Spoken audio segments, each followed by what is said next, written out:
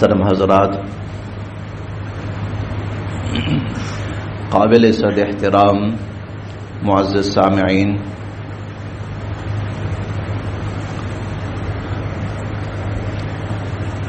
ہمارے معاشرے میں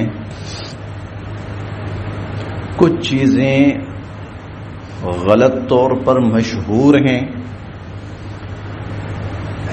اور کچھ معاملے میں ہمارا طرز عمل غلط ہے۔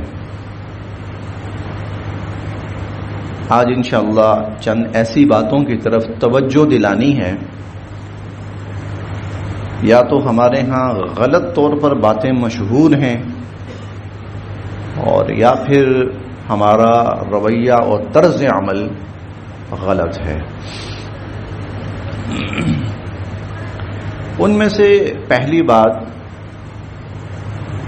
وہ اسلامی تقویم کے حساب سے دوسرا مہینہ ہے سفر کا۔ اس سفر کے حوالے سے آج بھی لوگوں میں، معاشروں میں، خاص طور پر جہاں تعلیم اور دینی شعور کی کمی ہے وہاں اس مہینے کو منحوس سمجھا جاتا ہے، نقصان کا باعث سمجھا جاتا ہے۔ نبی کریم صلی اللہ علیہ وسلم نے آج سے 1400 سال پہلے اس مہینے کا نام لے کر فرمایا تھا، ولا سفرا، کے سفر کے بارے میں، سفر کے مہینے کے بارے میں لوگوں نے جو توہمات پال رکھے ہیں، نحوستوں کے تصور پال رکھے ہیں، وہ سب غلط ہیں۔ یہ حضور علیہ الصلوۃ والسلام نے فرمایا تھا۔ اگر کسی نے کہا تھا نا منحوس ہے تو وہ کوئی جاہل تھا۔ اس مہینے میں کام کرو گے تو نقصان ہوگا، اگر کسی نے کہا تھا وہ تو جاہل تھا۔ اس مہینے میں شادی کرو گے تو ناکام ہوگی، جس نے کہا تھا وہ تو جاہل تھا۔ اس مہینے میں کاروبار کرو گے تو نقصان ہوگا، اگر کسی نے یہ کہا تھا تو جاہل تھا۔ اس مہینے میں سفر کرو گے تو نقصان ہوگا، اگر کسی نے یہ کہا تو جاہل تھا۔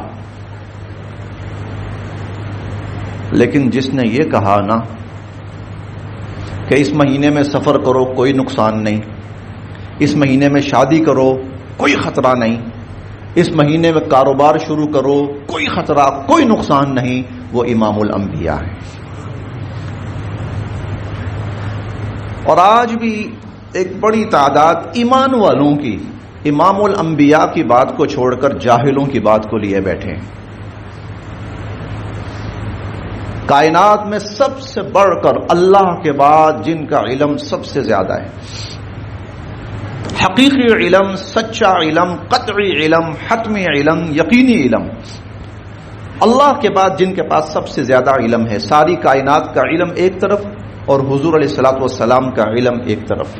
آپ کا علم بہت زیادہ ہے، ساری کائنات کو جتنا علم دیا گیا ہے اور ساری کائنات کے پاس جتنا علم ہے، حضور علیہ الصلوۃ والسلام نے فرمایا تھا اوتیت علوم الاولین والآخرین، مجھ سے پہلے جو لوگ گزر گئے، قومیں گزر گئیں، ان کو جو علم دیا گیا اور میرے بعد جو لوگ آئیں گے اور جو جو علوم ان کے پاس ہوں گے، آپ نے فرمایا اللہ نے وہ سارے مجھے دے دیے۔ وہ ہستی یہ بات کہہ رہی ہے، لیکن پھر بھی ایک بڑی تعداد وہ جاہلوں کے قائم کیے ہوئے تصور کے اوپر ہے، شادی نہیں کرنی سفر کے مہینے میں، اوہ جو نقصان ہو جائے گا، کاروبار نہیں شروع کرنا، یہ مہینہ نحوست والا ہے۔ تو یہ جہالت کی نشانیاں ہیں، جہالت کی علامات ہیں، ان کا حقیقت سے کوئی تصور نہیں۔ تو ایک بات یہ،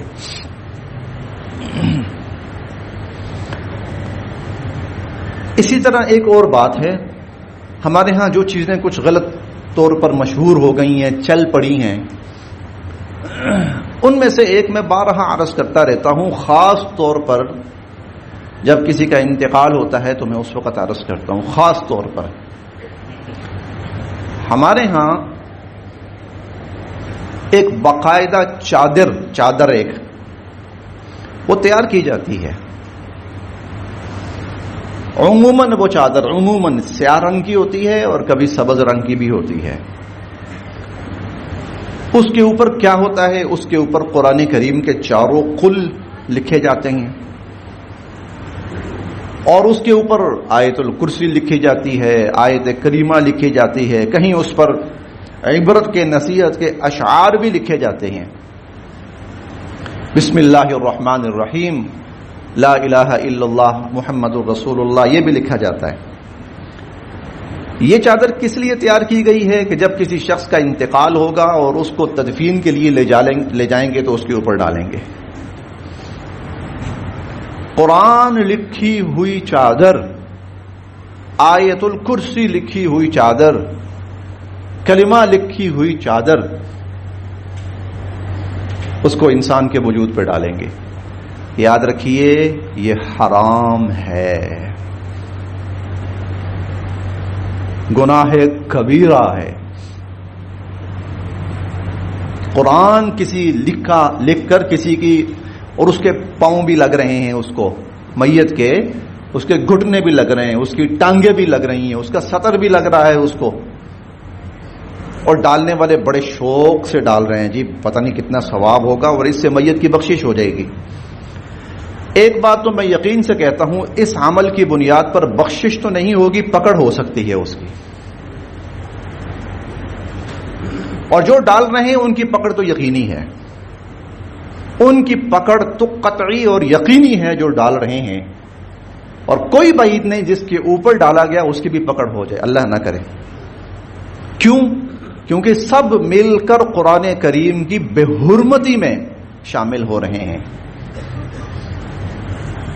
آج پوری اسلامی دنیا احتجاج کر رہی ہے کس بات پر؟ کہ فلاں فلاں فلاں ممالک قرآن کریم کی بے حرمتی کر رہے ہیں، اور اس بے حرمتی کے اوپر ملکی سطح کے اوپر اور عوامی سطح کے اوپر احتجاج ہو رہے ہیں، چھٹیاں ہو رہی ہیں، دھرنے دیے جا رہے ہیں، جلوس نکالے جا رہے ہیں، اور ان کے گھروں کو اور ان کی املاک کو نظر آتش کیا جا رہا ہے. وہ جی قرآن کے گستاخ ہیں. تو یہ کون ہے؟ یہ کون ہے؟ اچھا، اس سے بھی آگے بڑھ کر ابھی آپ میں سے کوئی شخص چاہے تو یہ قبرستان جا کے دیکھ سکتا ہے. پھر وہ چادر کئی دفعہ قبر کے اوپر ڈال دی جاتی ہے. میں نے اپنی آنکھوں سے یہ تکلیف دہ منظر دیکھا ہے کہ وہ چادر قبر کے اوپر پڑی ہوئی ہے، بعد میں کہیں بارش آئی، مٹی آئی، کچھ جانور آئے، اس کے اوپر غلاظت بھی ہے، اس کے اوپر کیچڑ بھی ہے، اس کے اوپر مٹی بھی ہے. کیا لکھا ہوا ہے؟ قل یا ایھا الکافرون لا اعبد ما تعبدون قل هو اللہ احد اللہ الصمد قل اعوذ برب الفلق قل اعوذ برب الناس لا الہ الا اللہ محمد رسول اللہ اللہ لا الہ الا هو الحی القیوم. اور وہ چادر وہ مٹی کے اندر کیچڑ میں لتھڑی ہوئی ہے. یاد رکھیے گناہ ہے، یہ گناہ ہے، یہ گناہ ہے. نہیں ڈالنی اس کے اوپر یہ چادر، ورنہ ڈالنے والوں کی پکڑ تو یقینی ہے کہ وہ قرآن کی گستاخی کے مرتکب ہو رہے ہیں اور قرآن کریم کی بے حرمتی کے مرتکب ہو رہے ہیں. بس اللہ سے دعا ہے کہیں اس مرنے والے کی پکڑ نہ ہو جائے اس پر، کہ تم نے کم سے کم مرنے سے پہلے وصیت کیوں نہیں کی کہ خبردار یہ حرکت میرے ساتھ نہیں کرنی. لوگ کرتے ہیں نا وصیت، میرے مرنے کے بعد یہ کرنا یہ کرنا یہ کرنا. تو ہمیں سب کو یہ وصیت کرنی چاہیے اپنے گھر والوں کو، خبردار قرآن کی بے حرمتی نہ کرنا میری لاش کے اوپر، اور میری میت کے اوپر قرآن کی بے ادبی نہ کرنا. یہ دوسری چیز ہے. ایک سفر کے مہینے کے حوالے سے دوسری یہ، میں اکثر جب جنازہ ہوتا ہے اس موقع پر یہ بات عرض کرتا ہوں، تو یہ اجتماعی موقع بھی ہے، بلکہ قبرستان میں جب کسی کو دفن کیا جاتا ہے تو اس کے تعارف کے لیے کتبہ لگایا جاتا ہے. کئی لوگ اس کتبے کے اوپر قرآن لکھواتے ہیں. آپ خدا را آج سب جائیے قبرستانوں میں، آپ کو وہ کتبے جن پر سورہ فاتحہ لکھی ہوئی ہے جن پر قل شریف لکھے ہوئے ہیں آدھے زمین کے اندر دھنسے ہوئے نظر آئیں گے، اور جب بارش ہوتی ہے تو کیچڑ اس کے اوپر لگا ہوا ہوتا ہے اور جانور پیشاب کر رہے ہوتے ہیں وہاں پر. اسی لیے کتبے پر صرف نام لکھوائیے، بھئی یہ فلاں صاحب ہیں، یہ نام ہے فلاں صاحب ہیں، بہت زیادہ ہے تو تاریخ وفات اس کے اوپر لکھ دی. اور کسی کا دل نہیں بھر رہا نا تو چلو کوئی اردو کا شعر لکھ دو تسلی کے لیے، تسلی کے لیے اردو کا شعر لکھ دیں زیادہ سے زیادہ، لیکن کتبوں کے اوپر خدا را خدا را خدا را قرآنی آیات نہ لکھوائیے. کیونکہ ہمارے قبرستان کم از کم ایسے ہیں کہ ہر 5-6 سال کے بعد پرانی قبریں نیچی ہو جاتی ہیں اور بعد والی قبریں وہ اونچی ہوتی جاتی ہیں.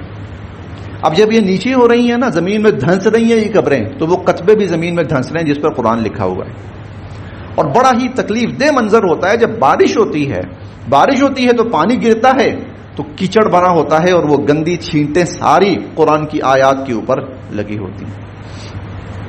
حالانکہ یہ تو بہت ادب والی کتاب ہے اور بہت احترام والی کتاب ہے، اور اس کے ادب اور احترام پر اللہ نے قوموں کے فیصلے کیے ہیں. تو نہ میت کے اوپر ایسی چادر ڈالی جائے اور نہ ہی کتبوں کے اوپر قرآن لکھوایا جائے. وہ تعارف کے لیے یاد رکھیے، یہ عمل وہ ہیں جن پر اللہ کے ہاں پکڑ ہے. دعا کرتے ہیں اللہ معاف کر دے، اور اس پر تو ہمیں جس نے ایسا کیا ہے آج تک وہ توبہ کرے کہ یا اللہ میں نے غلط کیا، میں معافی مانگتا ہوں، میں قرآن کریم کی بے حرمتی کا مرتکب ہوا ہوں اور بے ادبی کا مرتکب ہوا ہوں. اور خدا را کبھی بھی یہ چادر نہ مانگیے گا جی میت والی چادر دے دیں. میت والی چادر کون سی ہے بھئی؟ اپنے گھر کی چادر جس میں میت نے زندگی گزاری ہے، آپ وہ ڈالیں اوپر. اچھا، اب یہ جو ہم اوپر قرآن لکھتے ہیں نا، اس کی جگہ اس کا متبادل عمل میں بتاتا ہوں. اس کا متبادل عمل کیا ہے وہ میں عرض کرتا ہوں. جس وقت تدفین ہو رہی ہوتی ہے، یہ وقت ہوتا ہے کہ جب اکثر لوگ فارغ ہیں. اکثر لوگ اس وقت فارغ ہوتے ہیں. جب فارغ ہیں تو کیا کریں؟ 4 ادھر 4 ادھر 6 ادھر 6 ادھر، بات چیت گپ شروع کسی نہ کسی ٹاپک پر. نہیں، بہت غلط. یہ وقت ہے کہ جس کا انتقال ہوا ہے ہم اس کی بخشش کی دعا کے لیے آئے ہیں. اور حضور علیہ الصلوۃ والسلام فرماتے ہیں کہ سورۃ الملک وہ قبر کے عذاب سے بچانے والی ہے. ابھی 5 منٹ کے بعد 10 منٹ کے بعد فرشتوں نے آنا ہے اس کے پاس، اس سے سوال جواب کرنا ہے. اللہ کرے وہ اس سوال جواب میں سرخرو ہو جائے. خدا نہ خواستہ اگر یہ اس سوال جواب میں سرخرو نہ ہو سکا تو اس پر عذاب شروع ہو جائے گا. اللہ نہ کرے. اگر کوئی، یہ حضور علیہ الصلوۃ والسلام کی احادیث مبارکہ ہیں ساری جو میں عرض کر رہا ہوں. 2 فرشتے آتے ہیں فیقعدانہ، اس کو بٹھاتے ہیں، اسے بٹھاتے ہیں، اس سے سوال کرتے ہیں، اور پھر جب سوال جواب ہو جاتے ہیں، سوالوں کے صحیح جواب دے دیتا ہے تو قبر جنت ہے، اور خدا نہ خواستہ صحیح جواب نہ دے پایا تو قبر اس کے لیے جہنم ہے اور عذاب ہے وہاں پر. اس عذاب سے بچانے والی چیز کون سی ہے؟ حضور علیہ الصلوۃ والسلام نے فرمایا سورۃ الملک.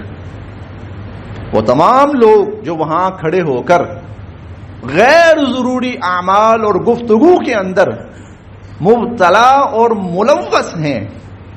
یہ لفظ تھوڑے سخت ہیں، میں جان بوجھ کے بول رہا ہوں. یہ وقت ہے سورۃ الملک پڑھیں، سب سورۃ الملک پڑھیں. چھوٹی سورت ہے، بہت بڑی نہیں ہے، یاد کر لیں. کوئی 8-10 دن پہلے وہ عصر کی نماز کے بعد مسائل کا تذکرہ ہوتا ہے، تو اس میں میں نے عرض کیا تھا کہ بھئی آج سے شروع کر دیں. اب مجھے نہیں پتا کہ کسی نے شروع کی ہے یا نہیں کی. اگر میرا انتقال ہو جائے اور میں اللہ مجھے یہ دکھائیں کہ دیکھ تو مر گیا ہے اور یہ لوگ جو تیری بخشش کے لیے آئے ہیں اور تو یہ توقع کر رہا ہے کہ یہ تیرے لیے مغفرت کا عمل کریں، یہ تو سیاست کو لے کے بیٹھے ہوئے ہیں. اور یہ تو مہنگائی کو لے کے بیٹھے ہوئے ہیں، اور یہ تو اور پتہ نہیں کن چیزوں کو لے کے بیٹھے ہوئے ہیں. اب یقین جانیں اگر اس وقت اللہ تعالیٰ مجھے یہ توفیق دیں، اگر طاقت دیں کہ میں اٹھوں اور اٹھ کر بات کروں، تو میں اٹھ کے سب سے کہوں گا نکل جاؤ یہاں سے، تم لوگوں کی کوئی ضرورت نہیں یہاں پر، اپنی سیاست اپنے گھر میں لے کے جاؤ، میری قبر کو سیاست کا گڑھا نہ بناؤ، اور میری قبر کے اوپر کھڑے ہو کر یہی حرکتیں نہ کرو، یہ اپنے گھر میں جا کے کرو. اگر اللہ اس وقت مجھے بولنے کی طاقت دے دیں تو میں یہی کہوں گا. تو یہ وقت ہے جس کا انتقال ہوا ہے، اس کا حساب کتاب شروع ہو رہا ہے، اور حساب کتاب کی صورت میں خدا نخواستہ عذاب سے بچانے والی حضور علیہ الصلوۃ والسلام نے فرمایا سورۃ الملک ہے. لہذا سب لوگ سورۃ الملک کی تلاوت کیا کریں. کس سورت کی؟ میں آپ سے 2-3 دفعہ کلماؤں گا تاکہ صرف میں ہی شامل نہ ہوں، آپ بھی اس میں شامل ہوں. انشاءاللہ فرشتے لکھ رہے ہیں آپ کا یہ قول. تو کس سورت کی تلاوت کرنی انشاءاللہ؟ حضور علیہ الصلوۃ والسلام نے اس سورہ مبارکہ کی آیات ذکر فرمائی. آپ نے فرمایا قرآن کی ایک سورت ہے جس کی 30 آیات ہیں، 30 باقاعدہ سورت کی آیات گنوائی حضور علیہ الصلوۃ والسلام نے، اور کسی سورت کی آیات نہیں گنوائی. آپ نے فرمایا ناجیہ منجیہ، یہ نجات دلانے والی ہے، یہ بچانے والی ہے. کس کو؟ مرنے والے کو. کس سے؟ قبر کے عذاب سے. اب یہ شخص قبر میں جا رہا ہے، اب خدشہ یہ ہے کہ کہیں یہ عذاب کی طرف نہ چل پڑے. لہذا جتنے لوگ وہاں کھڑے ہوں وہ کوشش کریں کہ سورۃ الملک کی تلاوت شروع کر دیں. تو کوشش کریں، یاد کریں، زبانی یاد کریں، اور بلکہ اس سورت کے بارے میں حضور نے فرمایا روزانہ پڑھو. جو زندہ ہیں وہ بھی روزانہ پڑھیں. شام کے وقت عشاء کی نماز میں پڑھ لیں، سوتے وقت پڑھ لیں. سورۃ الملک جو پڑھے گا اللہ رب العزت اسے قبر کے عذاب سے محفوظ فرمائیں گے. تو یاد کرنا شروع کر دیں. مجھے بہت زیادہ اللہ کی ذات سے امید ہے کہ ایک ہفتے میں تقریباً ہر شخص یاد کر لے گا. لیکن چلیں پھر بھی کوئی شخص کہتا جی میں مجھ سے یاد نہیں ہو پا رہی، تو بھائی آج تو زمانہ ہے موبائل کا، اور ایک کلک کے اوپر ہر چیز ہمارے سامنے آتی ہے. تو ڈاؤن لوڈ کر لیجئے سورۃ الملک، اور جب آپ اس موقع پہ وہاں کھڑے ہیں تو چلے نکال لیجئے موبائل میں، اس کی تلاوت شروع کر دیجئے. اور آسان ہو گیا نا. وہ ہاتھ کے اندر موبائل ہے، چلیں اس میں ڈاؤن لوڈ کر لیجئے. ڈاؤن لوڈ اگر نہیں بھی کرتے تو اسی وقت آپ سورۃ الملک نکال لیجئے اور اس کی تلاوت شروع کر دیجئے. جب تک اس کی تدفین نہیں ہوتی اس وقت تک سورۃ الملک پڑھتے رہیے. میں اللہ کی ذات سے امید کرتا ہوں اگر وہاں کھڑے سب لوگ سورۃ الملک کی تلاوت شروع کر دیں گے اس نیت سے کہ یا اللہ اس کا اجر اس مرنے والے کو نصیب فرمائیے، تو ان کی تلاوت کی برکت سے اللہ اس کی مغفرت فرما دیں گے انشاءاللہ العزیز. کیونکہ حضور علیہ الصلوۃ والسلام خود فرماتے ہیں کہ یہ ناجیہ قبر کے عذاب سے بچانے والی ہے، نجات دلانے والی ہے. اس کے بعد اسی سے متعلق ایک اور عمل جو ہمارے ہاں غلط طور پہ چلتا ہے، اللہ پاک ہمیں معاف فرمائے، وہ یہ کہ جو ہی تدفین ہوتی ہے اور تدفین کے بعد دعا ہوتی ہے تو کئی دفعہ کوئی صاحب اعلان کر دیتے ہیں جی کھانا کھا کے جائیے گا. کس چیز کا کھانا بھائی؟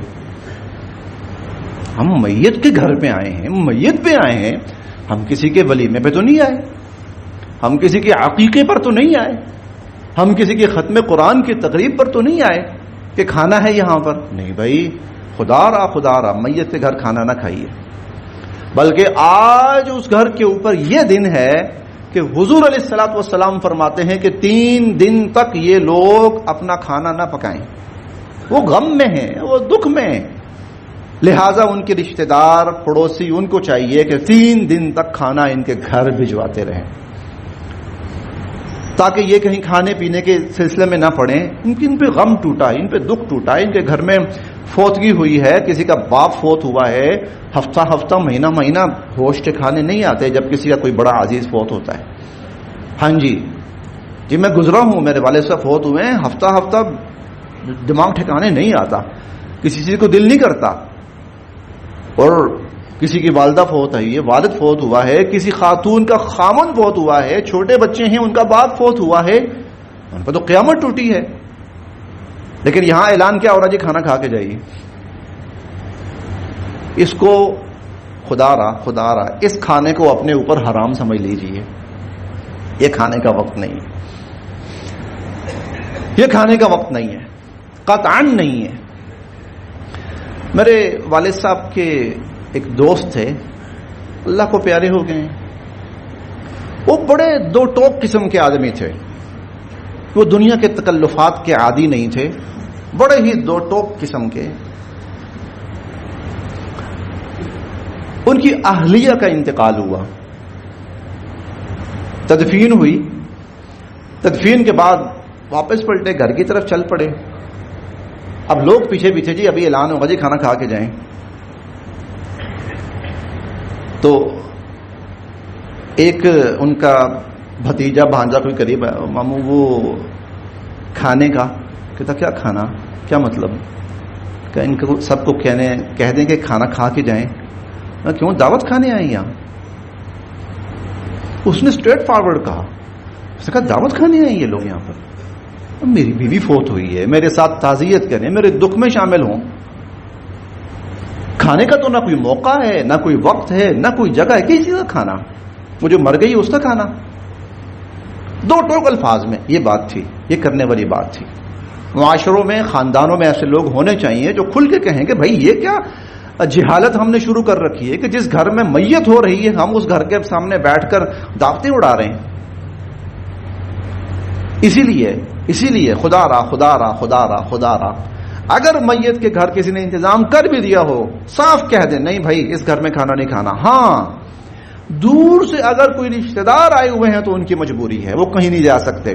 چلیں یہ مہمان ہیں دور کے, ان کے لیے کھانے کا کوئی انتظام ہو جائے, وہ الگ بات ہے. میت کے ہاں کھانا نہیں کھانا چاہیے, بہت معیوب ترین چیز ہے. میں نے کئی دفعہ دیکھا ہے, آپ نے بھی دیکھا ہوگا, مجھ سے زیادہ دیکھا ہوگا, جس کا باپ فوت ہوا ہے وہ لوگوں سے کہہ رہا بھائی کھانا کھا کے جانا, انا للہ و انا الیہ راجعون. جس کا بھائی فوت ہوا ہے وہ لوگوں سے کہہ رہا بھائی کھانا کھا کے جانا. رو رہا ہے بیچارہ, ساتھ آنسو نکل رہے ہیں, اور ساتھ کہہ رہا ہے بھائی کوئی کھانے کے بغیر نہ جائے, کیونکہ ہم نے اس معاشرے کو اتنا عجیب بنا دیا ہے. وہ اپنے لیے صبح کی سمجھ رہا ہے کہ کوئی کھانے کے بغیر چلا جائے. تو یہ ایک بہت غلط ٹرینڈ ہمارے معاشرے میں ہے, جس کو قطعاً ختم کرنا ہے, بالکل ختم کرنا ہے. حرام سمجھ لیں اپنے اوپر. اگر آپ ان گھر والوں کے لیے کھانے کا بندوبست کر سکتے ہیں تو کریں. اسلام کا حکم یہ ہے. اسلام کا حکم کہیں پر بھی نہیں ہے کہ انہیں گھر بیٹھ کے کھانا کھانا شروع کر دو, اور لوگ تو 3 دن بیٹھے کھاتے رہتے ہیں. انا للہ و انا الیہ راجعون. کئی دفعہ تو آواز بھی لگتی ہے, میں جو الفاظ استعمال کر رہا ہوں یہ تھوڑا سا غیر مہذبانہ ہے, لیکن جو چیز ہمارے سامنے چل رہی ہے وہ اس سے کہیں زیادہ غیر مہذبانہ ہے. وہ کھانا کھل گیا, کئی دفعہ تو ایسی آواز بھی سننے میں آ جاتی. اللہ تعالی ہمیں معاف فرمائے, اللہ تعالی ہمیں اپنی اس معاملے میں اصلاح کی توفیق نصیب فرمائے. اچھا, اس کے ساتھ ساتھ ایک اور چیز جو ہمارے ہاں غلط طور پر رواج بن گئی ہے, میں وہ چیزیں عرض کر رہا ہوں جو غلط رواج ہمارے ہاں بن گئے ہیں, یا کچھ چیزوں کے بارے میں ہمارا طرز عمل غلط ہو گیا ہے. قرآن کریم کے پڑھنے کا اللہ تعالیٰ نے ہر مسلمان کو حکم دیا ہے. قرآن پڑھو, فقرؤوا ما تیسر من القرآن, آسانی کے ساتھ جتنا پڑھ سکتے ہو پڑھو, تلاوت کرو. حضور علیہ الصلوۃ والسلام نے روزانہ کی بنیاد پر قرآن کریم کی کچھ تلاوت کا ہر مسلمان کو حکم دیا ہے. جیسے سورۃ الیاسین کے بارے میں فرمایا, سورہ یاسین ہر شخص پڑھے, اور جو پڑھے گا, صبح پڑھے گا, شام تک اللہ تعالیٰ اس کو ہر قسم کی آفات سے محفوظ رکھیں گے. ہر نماز کے بعد آیت الکرسی کا حکم فرمایا کہ آیت الکرسی پڑھی جائے. صبح و شام سورۃ الحشر کی آخری 3 آیات حضور علیہ الصلوۃ والسلام نے فرمایا کہ یہ پڑھی جائے. شام میں مغرب کے بعد سورۃ الواقعہ کی تلقین فرمائی کہ یہ پڑھی جائے, اور رات کو سورہ الملک کی تلقین فرمائی کہ یہ پڑھی جائے. سورۃ البقرہ کے بارے میں فرمایا کہ جو شخص یہ پڑھے گا روزانہ سورۃ البقرہ کی تلاوت کا معمول بنا لے, ذرا بڑی سورت ہے.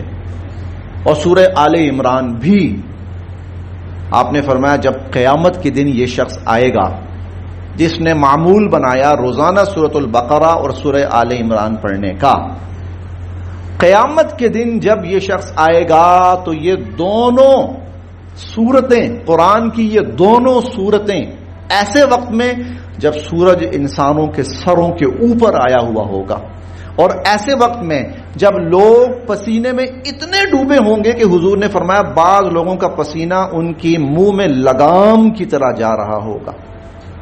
جب یہ عالم ہوگا، کچھ لوگ گھٹنوں تک پسینے میں ڈوبے ہیں، کچھ لوگ کمر تک، سینے تک، گردن تک، آپ نے فرمایا کچھ کا پسینہ لگام بن کر ان کے منہ میں جا رہا ہوگا۔ ایسے وقت میں جس نے معمول بنایا روزانہ سورۃ البقرہ اور سورہ آل عمران کی تلاوت کا، حضور نے فرمایا کہ جب یہ قیامت کے دن آئے گا یہ دونوں صورتیں سایہ بن کر اس کے اوپر چل رہی ہوں گی۔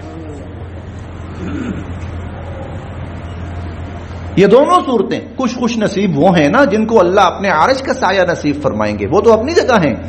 یہ فرمایا کہ جب تک یہ گرمی ہے، تکلیف ہے، آفت ہے، ہولناکی ہے، یہ دونوں صورتیں اس کے سر کے اوپر سایہ کیے ہوئے ہیں کہ تجھ پر ہم گرمی نہیں پہنچنے دیں گی اور تجھ پر ہم قیامت کی تپش نہیں پہنچنے دیں گے۔ تو یہ تلقین فرمائی ہر شخص کو کہ وہ پڑھے، قرآن پڑھنے والا بنے۔ نمازوں میں تو پڑھنا ہی پڑھنا ہے، اس کے علاوہ بھی آپ نے فرمایا کہ سورۃ الکہف کے بارے میں فرمایا، عید اس کے جمعے والے دن سورۃ الکہف پڑھو بھائی۔ ہمارے یہاں ایک غلط ٹرینڈ چل پڑا ہے، وہ یہ کوئی بھی معاملہ ہے نا، وہ مدرسوں کے بچوں کو بلا لو جی وہ قرآن پڑھیں، مدرسے کے بچوں کو بلا لو وہ قرآن پڑھیں۔ انہیں کیا پڑھی کہ وہ آپ کے لیے قرآن پڑھیں؟ کسی کے والد کا انتقال ہوا ہے تو انہیں اس سے کیا غرض؟ وہ جو بچے پڑھنے آئے ہیں انہیں کیا لینا دینا؟ میں بڑی سخت بات کر رہا ہوں لیکن حقیقی بات کر رہا ہوں۔ انہیں اس سے کیا غرض کہ آپ کے گھر پہ آفت ٹوٹی ہوئی ہے؟